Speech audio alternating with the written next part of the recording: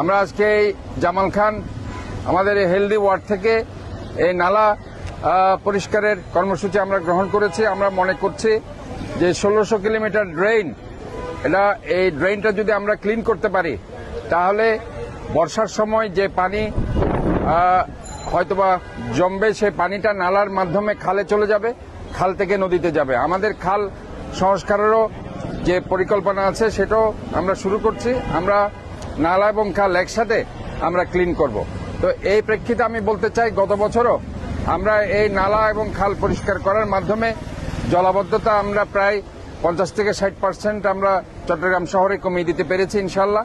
এবারও আমরা আশা করি যে আমাদের অন্য যে সেবা প্রদানকারী সংস্থাগুলো আছে তাদের সমন্বয়ের মাধ্যমে আমরা আমাদের যে প্রাইমারি ড্রেনেজ সিস্টেম 1600 কিলোমিটার নালা এবং আমাদের যে খালগুলো আছে সেই খালগুলো ক্লিনিং এর মাধ্যমে ইনশাল্লাহ আমরা আমাদের জলাবদ্ধতা আমরা একটা মোটামুটিভাবে 70 থেকে 80% ইনশাল্লাহ আমরা কমিয়ে দিতে পারবো বলে আমরা আশা করছি।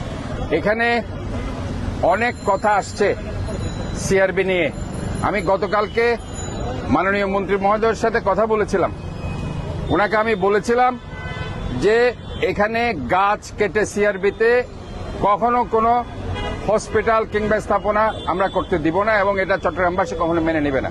উনি ওই ব্যাপারে একমত। উনি বলছে যে পুরানো যে হসপিটালটা আছে সেই হসপিটালটা উনি দেখবে, ওই হসপিটালটার ইনফ্রাস্ট্রাকচার ওইখানে দরকার হলে ওটা ভেঙে কিভাবে এটা সুন্দর হসপিটাল করা যায়, এটাও আমাদের সময়ের দাবি। যেহেতু এই হসপিটালটা আসলে রুগী আসে না, কাজে এখানে আমরা ডেন্টাল কলেজের কথা বলেছি ইতিমধ্যে, একটা পূর্ণাঙ্গ মেডিকেল হসপিটাল এবং কলেজের কথা বলছি। কাজে ওই জায়গায় আমরা হয়তো আশা করতে পারি পুরানো বিল্ডিং এ, কিন্তু নতুন কোনো স্থাপনা সেখানে হবে না।